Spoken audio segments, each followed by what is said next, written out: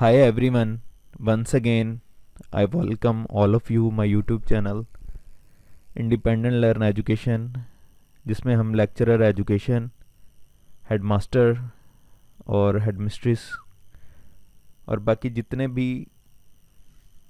Teaching के jobs में pedagogy portion आता है उसकी प्रिपरेशन कर रहे हैं, जिसमें हमने एजुकेशनल साइकोलॉजी के चैप्टर को स्टार्ट किया हुआ है।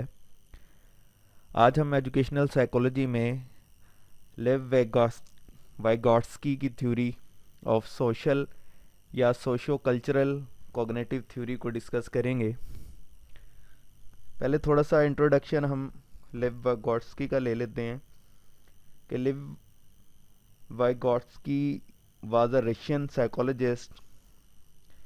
ही died at the age of 37 years due to tuberculosis. इनको सोशल कंस्ट्रक्टिविस्ट भी कहा जाता है।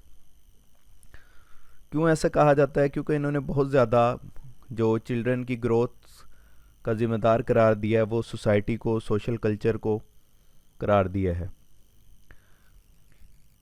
He explains that socialization affects the learning process in an individual. It tries to explain consciousness or awareness as the result of socialization. This means that when we talk to our peers or adults, we talk to them for the sake of communication. इन्होंने अपनी सारी theory में social interaction पे जोर दिया कि बच्चा जो कुछ सीखता है वो सोसाइटी के अंदर लोगों से इंटरेक्शन के बाद सीखता है। जिस तरह का वो इंटरेक्शन करता है लोगों के साथ, जैसी उसकी कम्युनिकेशन होती है पीयर्स के साथ, लोगों के साथ, तो वही कुछ वो अपनी लाइफ में सीखता है। इस थ्योरी में सोसाइटी के बाद कल्चर को भी बहुत ज़्यादा इम्पोर्टेंस दी गई है कि कल्चर से भी बच्चे बहुत ज़्यादा सीखते हैं। और ये कैसे सोसाइटी या कल्चर का इंटरेक्शन बच्चे के अंदर अपने बड़ों के साथ कैसे आता है, वो कम्युनिकेशन के ज़रिए आता है। और कम्युनिकेशन किसके ज़रिए होती है? लैंग्वेज के ज़रिए। तो जब भी लेव वाइगॉट्स्की की थ्योरी आएगी तो आप इन तीन चीज़ों को अच्छे से याद रखेंगे। सोसाइटी यानी कि सोशल नॉर्म्स, कल्चर को याद रखेंगे और लैंग्वेज। इन तीन चीज़ों पे इन्होंने बहुत ज़्यादा जोर दिया है। अब सोशल इंटरेक्शन के अंदर इन्होंने एक टर्म्स हमें दी है जिसे इन्होंने क्या कहा कि MKO या more knowledgeable other. Because children observe the behaviour of others and applies it in his activities independently। हम इसको क्या कहते हैं कि बच्चा जब किसी चीज़ को ऑब्जर्व करता है और उसे खुद करने की कोशिश करता है तो इसे कोऑपरेटिव या कोलैबोरेटिव अपने ग्रुप के अंदर, जो पीयर्स ग्रुप के अंदर वो करने की कोशिश कर रहा होता है, तो इसे हम कोऑपरेटिव या कोलैबोरेटिव लर्निंग कहते हैं। अब मोर नॉलेजेबल अदर का टर्म जो इन्होंने यूज़ की वो इसलिए यूज़ की कि वो शख्स जो किसी काम में एक्सपर्ट उस बच्चे से ज़्यादा है उसे मोर नॉलेजेबल अदर कहेंगे। इसमें पेरेंट्स भी आ सकते हैं, इसमें उसके पेयर ग्रुप का भी कोई बच्चा भी आ सकता है जो किसी काम में एक्सपर्ट है, इसमें उसके टीचर भी आ जाते हैं। तो मोर नॉलेजेबल अदर कौन होगा? जिसे किसी भी चीज़ के बारे में नॉलेज उस बच्चे से ज़्यादा होगा, जिसे MKO भी कहते हैं। MKO as anyone who has a better understanding or a higher ability level than the learner, particularly in regards to a specific task, concept or process। हम इसकी एग्जांपल लेते हैं। फॉर एग्जांपल, एक बच्चा है, उसे मोबाइल ज़्यादा बेहतर तरीके से चलाना आता है एज़ कम्पेयर टू उसी एज का दूसरा बच्चा जिसे मोबाइल चलाना नहीं आता। तो वो जिस बच्चे को मोबाइल चलाना आता है वो अब उस बच्चे को सिखा रहा है जिसे चलाना नहीं आता। तो जिसे चलाना आता है वो उसके लिहाज से क्या कहलाएगा? MKO कहलाएगा या मोर नॉलेजेबल अदर कहलाएगा। या जैसे हम क्लास के अंदर जो बच्चे मैथ में अच्छे होते हैं उसे हम क्या बना देते हैं? मॉनिटर बना देते हैं और बच्चों को कहते हैं कि इससे दूसरे बच्चों को मैथ करवाओ। अब वो जो मॉनिटर है वो क्या है? MKO है या मोर नॉलेजेबल अदर है। आई होप आपको ये MKO की ज़्यादा बेहतर तरीके से समझ आ गई होगी। फिर इन्होंने एक और टर्म दी जिसे हम जोन ऑफ प्रॉक्सिमल डेवलपमेंट कहते हैं। यहाँ proximal means the skill that child is close to mastering. अब इन्होंने बच्चे के काम को, कोई भी स्किल सीखने को 3 हिस्सों में डिवाइड किया। सबसे पहला ये जो छोटा सर्कल है, what I can learn on my own, ठीक है, ये वो सर्कल है, ये वो जोन है जिसमें बच्चा कोई भी टास्क खुद कर सकता है बगैर किसी की मदद के।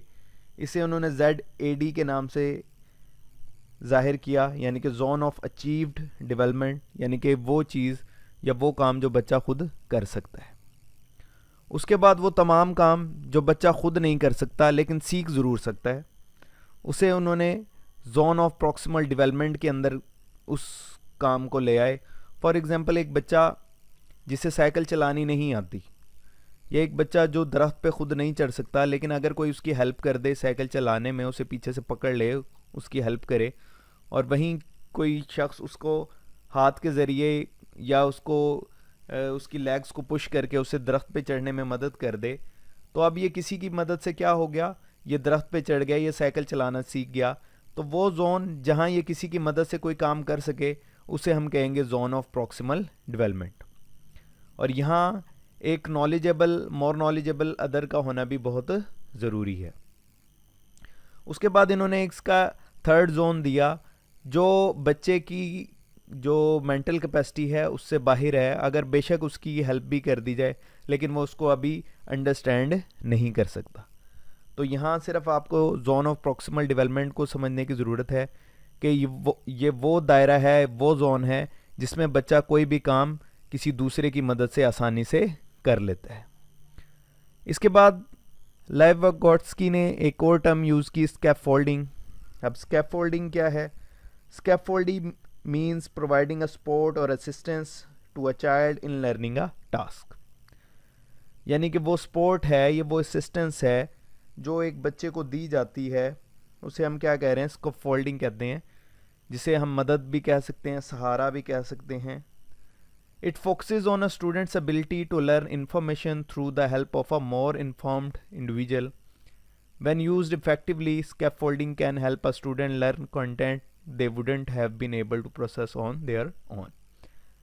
यानी कि वो मदद जो हमने पीछे एग्जांपल्स में दी कि एक मोर नॉलेजेबल अदर ने उसकी हेल्प की दरख्त में चढ़ाने के लिए, तो वो जो मदद है दरख्त पे चढ़ाना, वो क्या कहलाएगी? स्कैफोल्डिंग कहलाएगी। या उसको साइकिल चलाने में मदद की एक मोर नॉलेजेबल अदर ने, अब वो मदद क्या कहलाएगी? वो स्कैफोल्डिंग कहलाएगी। स्कैफोल्डिंग की जो सबसे ख़ास बात है कि इस स्कैफोल्डिंग जो मदद है वो टेम्परेरीली होगी, यानी कि कुछ मिनट के लिए, थोड़े से टाइम के लिए। फिर क्या करेगा वो more knowledgeable other? Gradual remove करेगा उस हेल्प को। तो इस जो ग्रेजुअल रिमूवल ऑफ हेल्प है, वो जो शॉर्ट टाइम के लिए दी गई थी, उसे हम क्या कहेंगे? स्कैफोल्डिंग कहेंगे।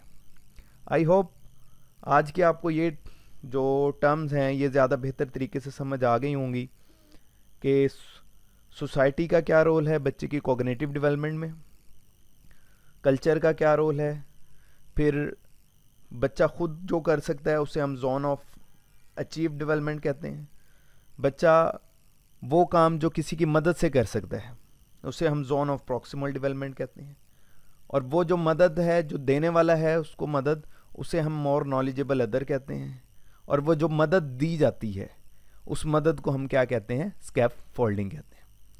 तो आई होप आज का लेक्चर आपको पसंद आया होगा। इसका बकिया पार्ट जो है हम नेक्स्ट कंप्लीट करेंगे।